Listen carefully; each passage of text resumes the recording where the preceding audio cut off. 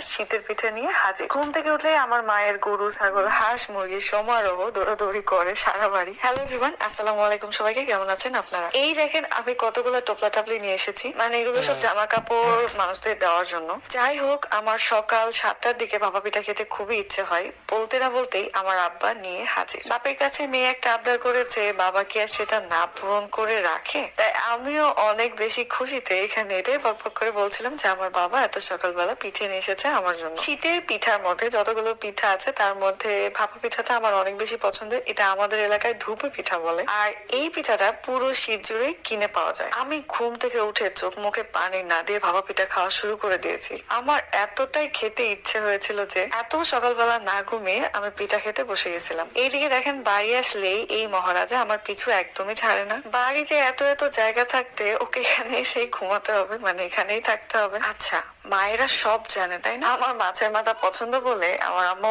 বড় বড় মাছের মাথা রান্না করে নিয়ে এসে আমাকে খাওয়ায়। এইদিকে ঘুম থেকে উঠেই দেখি চালে এতগুলা চাল কুমড়া ধরে আছে। গ্রামের বাড়ি আসলে গরু ছাগল হাঁস মুরগি এই সব কিছুর মধ্যে একটা শান্তি আছে তাই না? আজকে কিন্তু আমি নিজে হাতে সব গরু ছাগলদের জন্য পাতা কেটে নিয়ে এসে দিয়েছি। তারপরে আমার মা তার ব্রয়লার মুরগি দেখার জন্য নিয়ে গেল। তার আগে দেখি সিনানের এই পাখিগুলা। এই বাড়িতে থাকলে কোন দিক থেকে সময় চলে যাবে আপনি নিজেও টের পাবেন না। সো এই ব্রয়লার মুরগি আমার মা নিজে পালে। আমাদের বাসাতে যে ব্রয়লার মুরগি রান্না হয় এটা বাসাতেই পালা। কেনা ব্রয়লার মুরগি আমরা খাই না। আর এই মুরগিগুলোর ওজন অনেক হয়, 8 কেজি 10 কেজি। আমার মা তো সারাদিন এগুলো নিয়েই থাকে। আমি বলছিলাম এগুলো বড় হতে কতদিন লাগে, আম্মা বলছিল 2 থেকে 3 মাসের মধ্যেই বড় হয়ে যায়। যাই হোক, এবার গ্রামে যেহেতু একটু লং টাইমের জন্য এসেছি, সব আত্মীয় স্বজনদের বাসায় যাব। যাওয়ার আগে সব আত্মীয় পারিস, তাই ভাবলাম আবারও তাদের জন্য নিয়ে চলে আসে। এত সুন্দর সুন্দর হিজাব কালেকশন গুলো আপনারাও কিন্তু পেয়ে যাবেন মডেস্টি হ্যাভেন ফেসবুক পেজ থেকে। পেজ লিঙ্কটা আমার ক্যাপশনে দেওয়া থাকবে, চেক আউট করতে অবশ্যই ভুলবেন না। আমার কাছে মনে হয় গিফট দেওয়ার জন্য হিজাব সব থেকে বেস্ট একটা গিফট। আমার সব আত্মীয় স্বজনা যত মেয়ে মানুষ আছে তারা সবাই কিন্তু বোরখা হিজাব পরে। আমি নিজেও এই হিজাব গুলো অর্ডার করি, যদিও ওড়না হিসেবে ব্যবহার করি।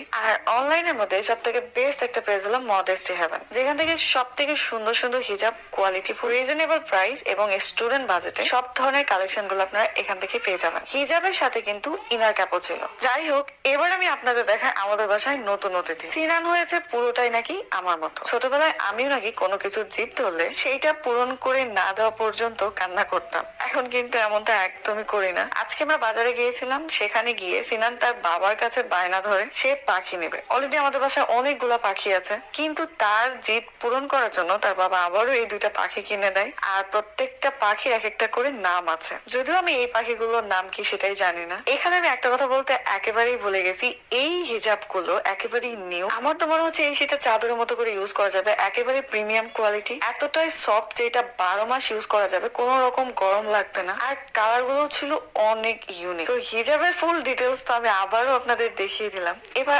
আবারও চলে যায় আমাদের এই অতিথির কাছে। এই 2 পাখির কি নাম দেওয়া যায় বলেন তো? এই 2 জনের নাম আপনারা সিলেক্ট করে দিবেন। গ্রামে আসলে এক অন্যরকম শান্তি কাজ করে, আর সেই শান্তির সাথে এই সবকিছু জড়িয়ে থাকে। তো আজকের ভিডিওটা এই পর্যন্তই। সবাই ভালো থাকবেন, সুস্থ থাকবেন।